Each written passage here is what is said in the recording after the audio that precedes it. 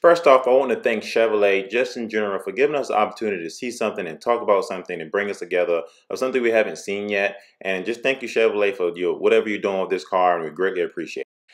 Hey everyone, welcome back to another episode of C8 on Speed 252. And I want to thank you for pushing that play button. If you have not subscribed to the channel yet, please do. We would love to have you part of the community.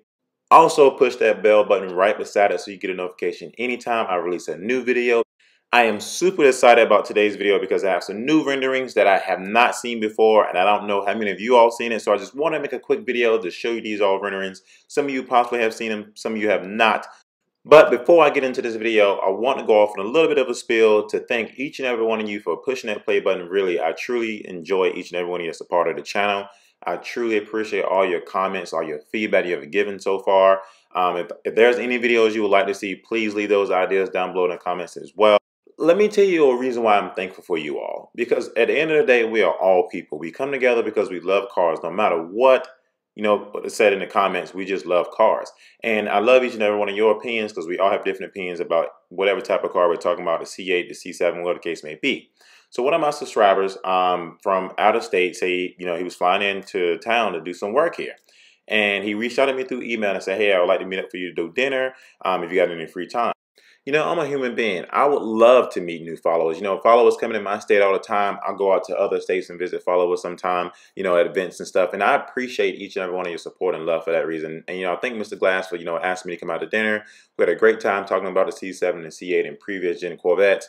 And it was just a phenomenal time. So once again, thanks Mr. Glass for coming out. I met followers out in South Carolina, whatever the case may be. I just truly, really appreciate each and every one of you for literally pushing that play button and watching the ads and just being awesome. This channel I feel like is great. My followers are great. And we all are just human beings that just have a love for cars. And once again, thank you all for pushing that play button. Also, November 30th, I plan to be at VIR Racetrack. As of right now, that is technically the last event that I have on my schedule for the year. If something pop up, I will totally let you know. But this day will be fun. It's a charity event. You pay like $25 to get on the track with a bunch of other cars. And if you're close in the area, if you want to come out and have a great time with us, please come out. As long as it's not supposed to rain, I would definitely be there. But, I'm looking forward to this track day. And I'm just looking forward to driving at 145 miles per hour on this straightaway. That's for sure.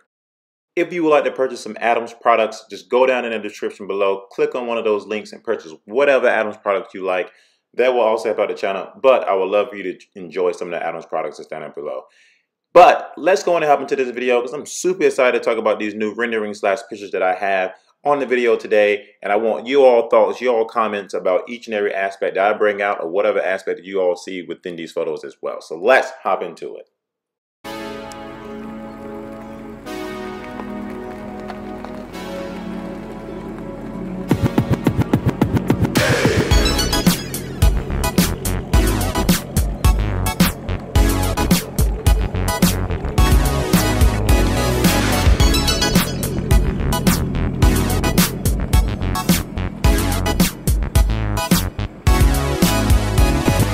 So first of all, I'm going to tell you, I definitely love this rendering. This rendering looks exactly what I think this car may look like. I've seen a rendering in the past of a previous gen Camaro, and the same person that actually did this rendering did the same rendering of that Camaro. And I can tell you one thing, I looked at the Camaro rendering and the actual Camaro as well, and those pictures look just alike. There were maybe one or two things that was tweaked differently within the actual Camaro and that rendering. I got a really good idea that I think this will actually look somewhat close, probably 85–90% close to what the Corvette mid-engine may look like. You all know by now, I'm a huge fan of this car, just like everybody else. I'm pretty sure anytime you hear any new information, I'm all about it. I'm all for it. And anytime I get something new, I don't care what it is, I'm going to try to bring it to the channel if I possibly can. So I was at a dealership last week. I took my car in there for the vibration issue. I'll save that video for another day. And I talked to one of my good friends that works in the dealership, and his father is on the C8 marketing team. Yes, that's correct. The C8 marketing team. He actually owns VIN number 13 2019 ZR1. You got to be pretty big in GM to actually get that high up VIN number. That's 12 2019 ZR1s from Rick Hendry, who owns VIN number 1 2019 ZR1. Now, after speaking with him and a few other people in the dealership, they told me some things that I feel like was easy to talk about on the channel, but they also, just like anybody else, they wasn't able to tell me a lot of things. But what he did say was, Clarence, this car will be spectacular. He said, hands down, this is one of the best cars I have ever seen. He said, this is nothing like the Corvette. So in my personal opinion, based off that aspect, I'm starting to think this may not even be a Corvette at this point, because that he didn't really give me the information saying that was or wasn't. He's just saying this is going to be something completely different. It's going to blow our minds and knock our socks off. So, and I also heard that GM has a surprise for us. I don't know what this surprise may be. Will it be something pertaining to Mid Engine Corvette technically? Would it be something like, oh, they're going to keep building the front engine Corvettes and this is going to be their next supercar? Who knows? But all I know is he said, Clarence, this car is freaking great. I can't tell you about it. I even try to ask questions of like, can I get the color of it? Can you tell me exactly what you saw? He said, I can tell you one thing. This car that he saw was completely done. It was ready to go. Like if he was ready to buy it today, he could buy it. But obviously he can't because the car hasn't been released yet. But he said, as it was sitting there, all I could think about was people is going to love this car. So I've actually showed this picture before in a previous video. And as this picture stands, it is CAD drawing or leak photo of the back end of the Mid Engine Corvette. Now, take a look at this photo really closely because I want to show you another picture that's going to be coming up in about a few seconds now of what the possible rear end of this car may look like. So my first impression of this picture, rendering, photo, whatever the case may be, of this rear end, I actually like it. What do you all think so far of this one and only picture? What do you think of the rear end? I like what the Corvette label is. I like the taillights. The taillights look futuristic. It looks modern. It looks European-like in my opinion. Obviously, license plate area is standard. And I like what the vents is. Those vents, I guess, on the side, obviously, have the airflow through. It seems like those vents was also connected somehow to the vents on the side of the doors on both the passenger and driver side, which makes sense. I do know I have heard in the Corvette forum and other places that people do not like where the muffler or the exhaust is located. They are used to seeing them, all connected together. They don't like them separated apart with, two on the left-hand side, two on the right-hand side.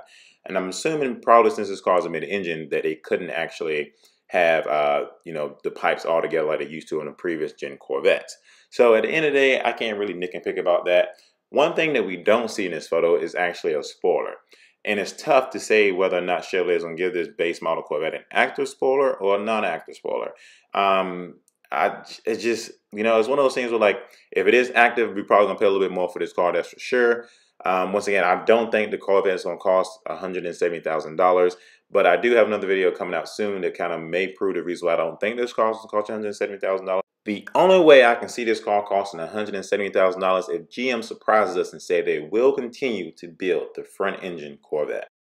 And I definitely said it before, and also a few of my followers like Mr. Pace, who also said that if they continue to build a front engine Corvette, then we can all see the $170,000 mid engine Corvette costing that much.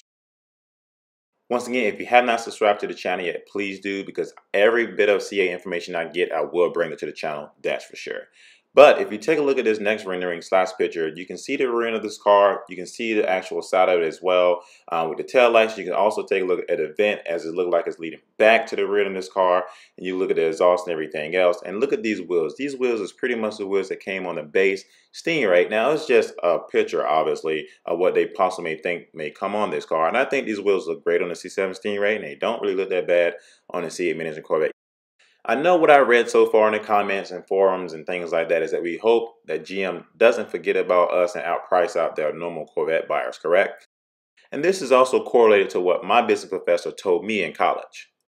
What he said was the best way to run a business in the United States, or wherever the case may be, is to make a little bit of money off a lot of people. Think about it.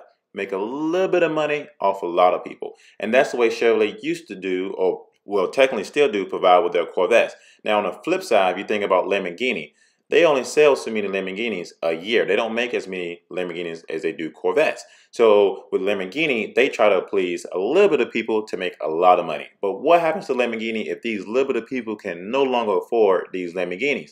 They're going to pretty much lose their entire customer base. There's only so many people that's able to afford these Lamborghinis.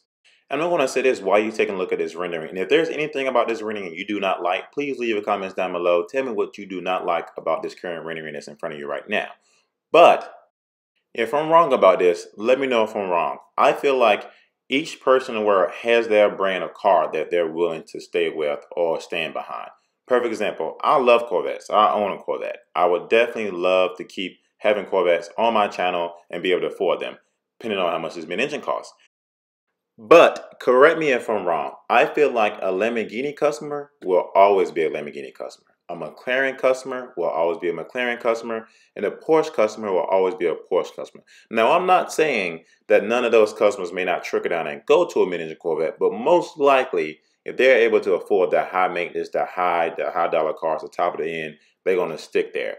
Now, I'm not going to also say like there may not be any Corvette owners who may not want to buy a McLaren or a Ferrari or a Lamborghini, but for the most part, if Chevrolet outpriced a lot of their customers with this mid-engine Corvette, starting anything above $100,000, most of those people are going to consider maybe buying a McLaren or a Ferrari. And to be honest with you, I know some people paid $150,000 for a Corvette ZR1. But we are talking about a Corvette ZR1. And some people say that, Chevrolet has never been able to get the mid-engine or the Corvette to the point to where like it will be able to sell like the Ferraris and the Lamborghinis. We don't know. This could be that time that they're possibly trying to try that out. But at the end of the day, like my business professor said, you want to make a little bit of money off a lot of people. And there's a lot of people in the country and a lot of people in the United States who love Corvettes. And the last thing you want to do is outprice a lot of those customers to try to get some of those Lamborghinis and Ferrari customers, because those Lamborghinis and Ferrari customers, that's probably going to stay with the Lamborghinis and the Ferraris. And another thing I want to talk about, that a lot of people talk about as well, that we have yet to really truly see with the C8 mid-engine Corvette is an actual, truly real photo of the interior of this car. Now, I know in the past, a lot of people didn't like the interior of the C5, the C6, and so forth, but a lot of people love the interior of the C7 Corvette. And people say in order for this car to be fairly priced for most of us, they may need to lack on the interior just a little bit instead of making it like the Ferraris and Lamborghinis. In my personal opinion, I love the way the C7 interior looks. I don't think, in my opinion, there's no difference between that interior than the Ferrari Lamborghini. It may be just a little bit better in those cars, but if you truly think about it, over time, all interiors fade. The leather will fade, it will rip. They won't last as long as most people think interior will. And most people don't really hold their cars for that long anyway. So regarding the interior, to me, if Chevrolet wants to decide to, go cheaply on the interior, that's completely fine, as long as I get the performance that I'm looking for in this vehicle. Because the interior, at the end of the day, is going to always wear and tear, especially the driver's seat, because that's the seat that gets used the most. So yes, please subscribe if you have not subscribed to the channel yet. I just want to give you these renderings, these pictures, to give you some food for thought. Take some of the things that I said and, tell me what you think about some of the things I actually mentioned in this video. Tell me some things of what you think about the renderings. I will say this, until this car is debuted, everyone in the world is going to speculate, make videos, and talk about this C8 mid-engine Corvette. And right now, it may not be called a C8 mid-engine Corvette, but that's what we all know it as. So until then, and as long as I get information about this car, I'm going to continue to keep bringing it to you. I want to keep you up to date on all the information I get about this car, because I know just like you all, I'm super excited as well. But once again, leave your thoughts down below in your comments based off this video, the renderings and things that are my aspect on this car. And I appreciate you for joining in and pushing that play button. I look forward to catching that episode to see you on Speed 252. And once again, I hope you have a great day.